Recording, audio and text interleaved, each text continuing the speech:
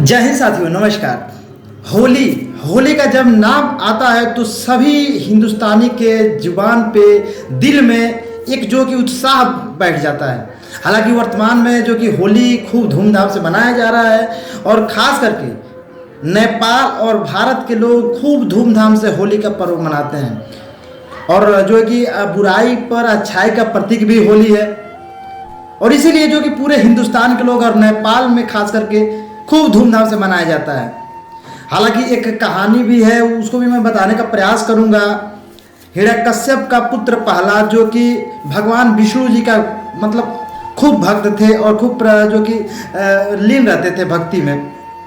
हालांकि प्रहलाद को मारने के लिए उनके ही पिता हिरण्यकश्यप बहुत बार जो कि प्रयास करते रहे, मगर जो है कि खुद नारायण भगवान जो है कि उनकी रक्षा समय समय से करते रहे।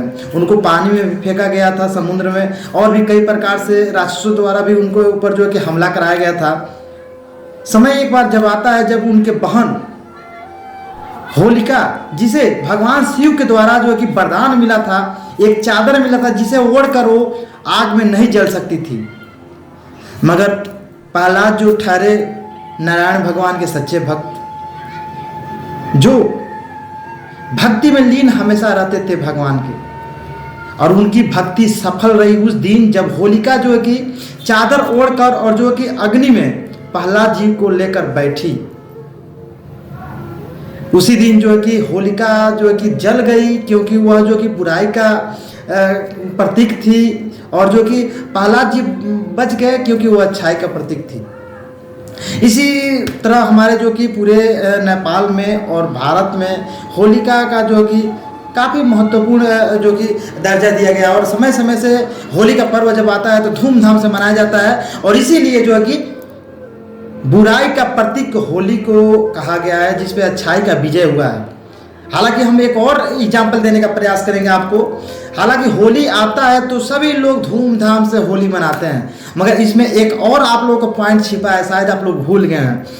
पॉइंट ये है, जब होली आता है तो हम अपने दुश्मनों को भी भूल जाते हैं, और उस दिन जो कि हम उसे गले लगाते हैं और गुलाल लगाकर उसका जो कि चरण स्पर्श करते हैं, और हम जो कि मित्रता का भावना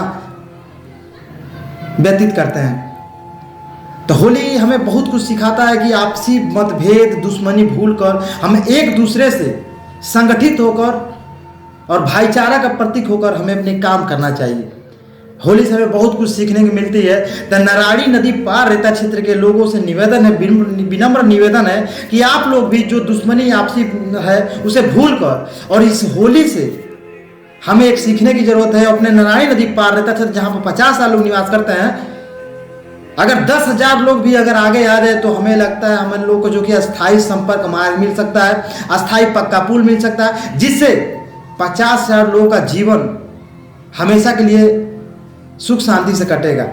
तो निवेदन है आप सभी लोग से, आग्रह है कि आप लोग आगे आइए और अपने क्षेत्र के लिए इस होलिका से सीखिए और अपने क्षेत्र के लिए आवाज़ उठाने का प्रयास कीजिए। आप जहाँ पर होंगे, भारत के किसी कोने पर आप हों, अपने गाँव के लिए आप आवाज़ उठाना आज से स्टार्ट कर दीजिए, क्योंकि हमें होली वही सिखाता है कि बुराई का प्रतीक अच्छाई का जीत होता है, बुराई पर अच्छाई का जीत होता है।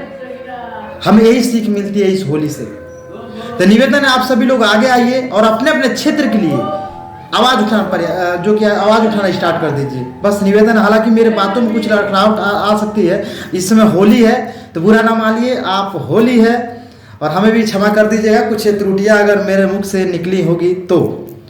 बाकी खुशियों का माहौल है सभी गांवों में जो कि हुड़दंग होली मनाया जा रहा है। कुछ लोग शराब के नशे में धुत होंगे, कुछ लोग रंग गुलाल लगाते होंगे, कुछ लोग भाभी से मजाक करते होंगे, कुछ ना कुछ जरूर अपने जीएफ से कुछ लोग मस्ती करते होंगे।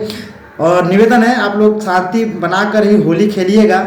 ऐसा ना हो कि एक अभी मैं पिछले खबर में दिखाया हूँ कि प्रधानपति ने प्रधान को छोड़ दिया, केवल प्रधान पत्नी इसलिए छोड़ दी अपने पति को, प्रधान को, कि वो शराब पीता था और शराब पीकर आकर भद्दी भद्दी गाली देता था और उसके साथ दुर्व्यवहार करता था, इसलिए जो कि वो छोड़ दी। तो निवेदन है आप लोग भी शराब पीजिए, लिमिट में पीजिए, और अपने घर पे आकर सुख शांति से बैठिए और अपनी पत्नी के साथ अच्छी प्रकार से व्यवहार कीजिए। और आपकी पत्नी भी आपको इज्जत देगी, आपके परिवार के लोग भी आपको इज्जत देंगे। तो निवेदन है आप लोग शांतिपूर्वक जो कि इस होली का त्यौहार मनाइए। बाकी इस होली की ढेर सारी शुभकामनाएं। हमारे बारे में क्या सोचते हैं कमेंट करके जरूर बताइएगा। और जय जवान जय किसान।